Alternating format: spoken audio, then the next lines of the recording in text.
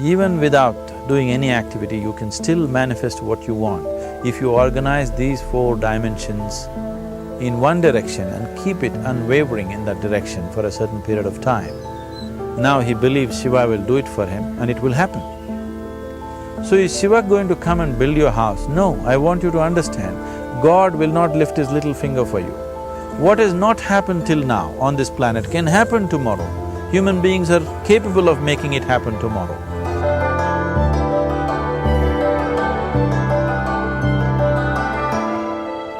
Everything we as human beings have created on this planet was essentially first created in our minds.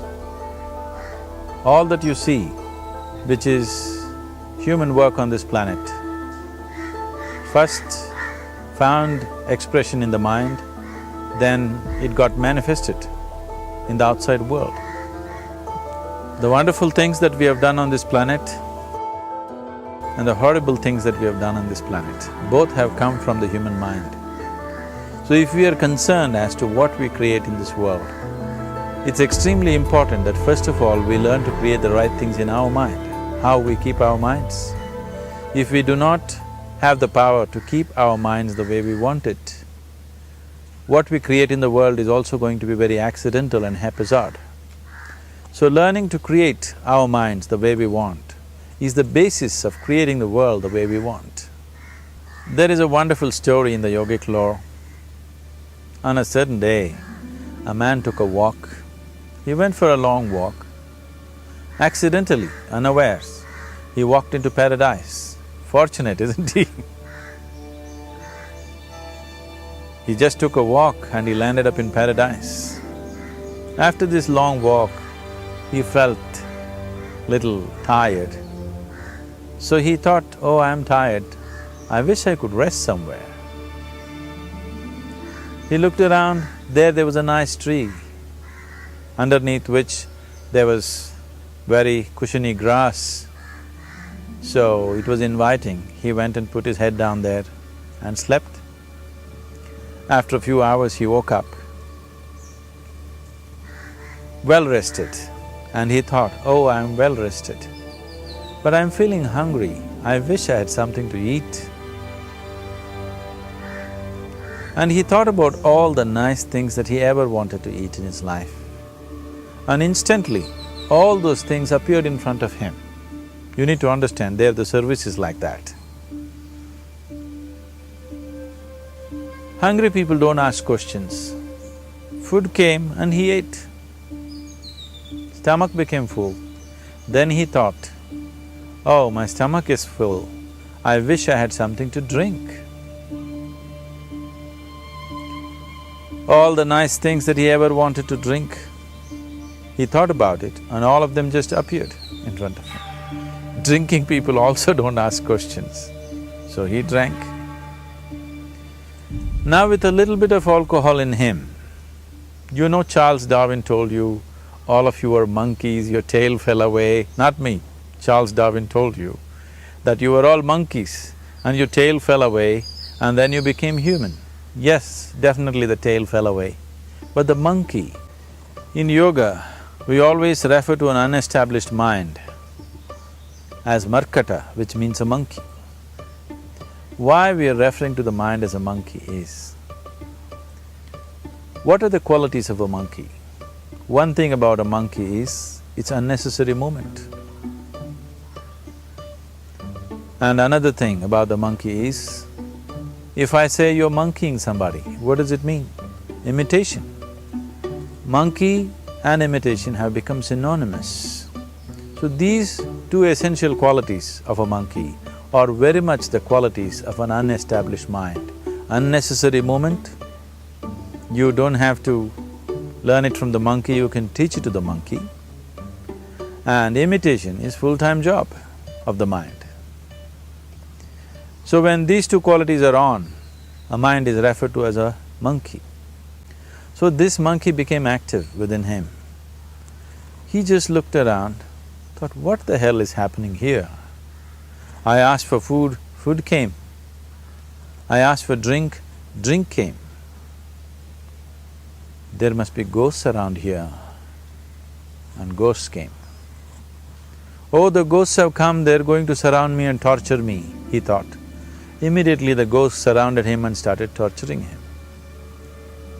Then he started screaming in pain and said, oh, they're going to kill me, and he died. Just now he said he's a fortunate being. The problem is he was sitting under a kalpavriksha or a wishing tree. He asked for food, food came, he asked for drink, drink came, he asked for ghost, ghost came, he asked for torture, torture came, he asked for death, death happened. Now don't go looking for these kalpavrukshas in the forest. You can barely find a tree these days. A well-established mind, a mind which is in a state of samyukti, is referred to as a kalpavriksha. If you organize your mind to a certain level of organization, it in turn organizes the whole system. Your body, your emotion, your energies, everything gets organized in that direction. Once all these four dimensions of you, your physical body, your mind, your emotion and the fundamental life energies are organized in one direction, once you're like this, anything that you wish happens without even lifting a little finger actually. It would help to assist it with activity, but even without doing any activity, you can still manifest what you want if you organize these four dimensions in one direction and keep it unwavering in that direction for a certain period of time. Right now the problem with your mind is, every moment it is changing its direction. It is like you want to travel somewhere and every 2 steps if you keep changing your direction, the question of you reaching the destination is very remote unless it happens by chance. So, organizing our minds and in turn organizing the whole system and these 4 basic dimensions of who you are right now in one direction, if you do this, you are a kalpavruksha yourself. Anything that you wish will happen. But right now, if you look at your lives, everything that you have wished for till now, if it happens, you have finished. Everything and everybody that you have desired for, if all of that lands up in your house today, could you live with that? Once we're empowered like this, it's very important that our physical action, emotional action, mental action and energy actions are controlled and properly directed. If it is not so, we become destructive, self-destructive. Right now, that is our problem. The technology, which is supposed to make our life beautiful and easy, has become the source of all the problem that we are destroying the very basis of our life, which is the planet. So what should have been a boon, we are making a curse out of it. What has brought incredible levels of comfort and convenience to us in the last 100 years or so has also become a threat to our life simply because we are not conscious action, we are in a compulsive state of action.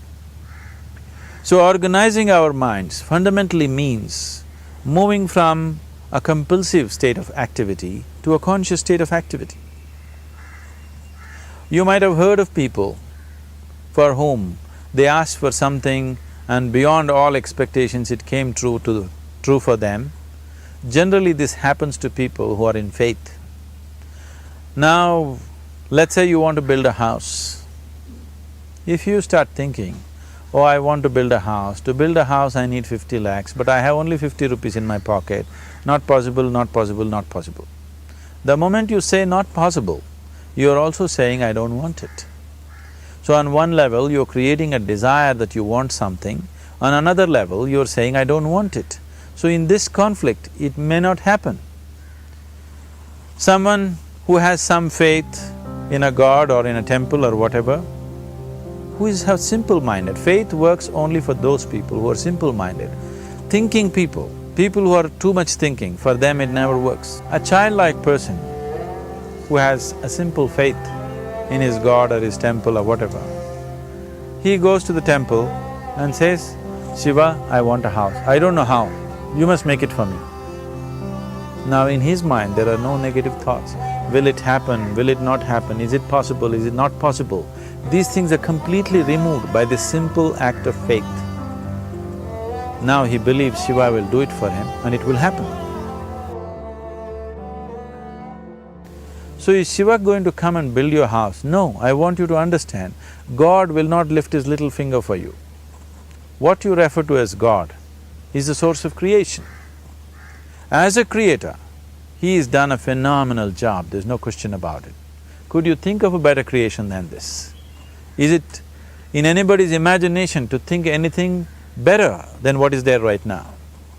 So as a creator, he has done his job wonderfully well. But if you want life to happen the way you want it, because right now, the very crux of your happiness and your well-being is this, if at all if you're unhappy, the only and only reason why you're unhappy is life is not happening the way you think it should happen. That's all it is. So if life is not happening the way you think it should happen, you're unhappy. If life happens the way you think it should happen, you are happy. It's as simple as that. So if life has to happen the way you think it should happen, first of all, how you think, with how much focus you think, how much stability is there in your thought, and how much reverberance is there in the thought process will determine whether your thought will become a reality or is it just an empty thought. Or how you do not create any impediments for your thought by creating negative thought process. This possible is something possible or not possible, is destroying humanity. What is possible and not possible is not your business, it's nature's business. Your business is just to strive for what you want. Right now you're sitting here, if I ask you two simple questions, I want you to just look at this and answer this. Right now from where you're sitting, can you just fly off? You say no. Right now from where you're sitting, can you get up and walk? You'll say yes. What is the basis of this? Why you say no to flying and yes to walking? Because past experience of life, many times you've gotten up and walked, never did you fly off. Or in other words, you're using the past experience of life as a basis for deciding whether something is possible or not possible. Or in other words, you have decided that what has not happened till now cannot happen in your life in future. This is a disgrace to humanity and the human spirit. What has not happened till now on this planet can happen tomorrow. Human beings are capable of making it happen tomorrow. So what is possible and what is not possible is not your business. That is nature's business. Nature will decide that. You just see what is it that you really want and strive for that. And if your thought is created in a powerful way, without any negativity, without any negative thoughts bringing down the intensity of the thought process, the first and foremost thing is you must be clear what is it that you really want. If you do not know what you want, the question of creating it doesn't arise. If you look at what you really want, what every human being wants is, he wants to live joyfully, he wants to live peacefully. In terms of its relationships, he wants it to be loving and affectionate. Or in other words, all that any human being is seeking for is pleasantness within himself, pleasantness around him. This pleasantness, if it happens in our body, we call this health and pleasure. If it happens in our mind, we call this peace and joy. If it happens in our emotion, we call this love and compassion.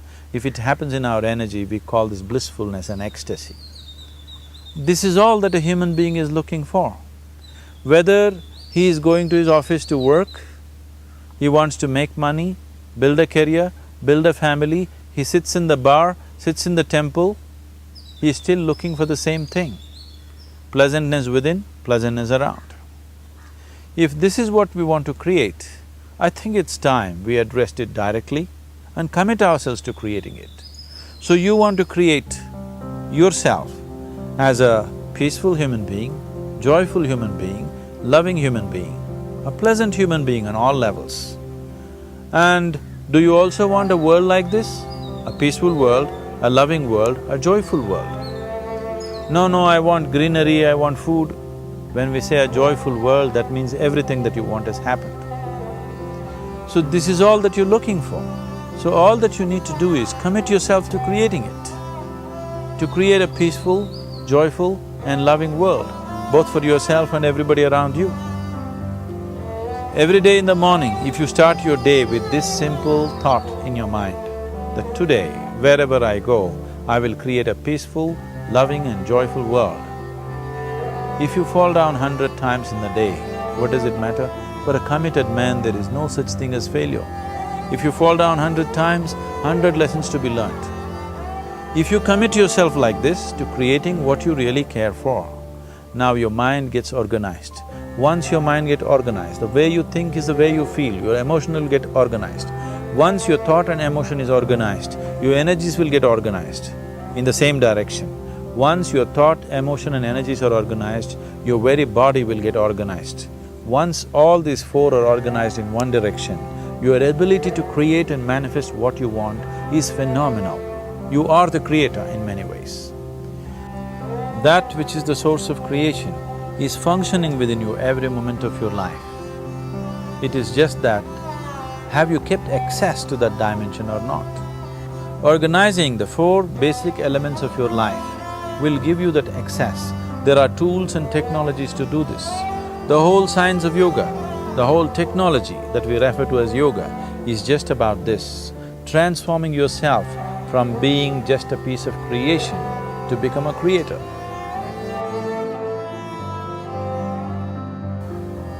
It is my wish and my blessing that every human being in this world should have this access to the source of creation within himself, so that he can function here as a creator, not just as a piece of creation.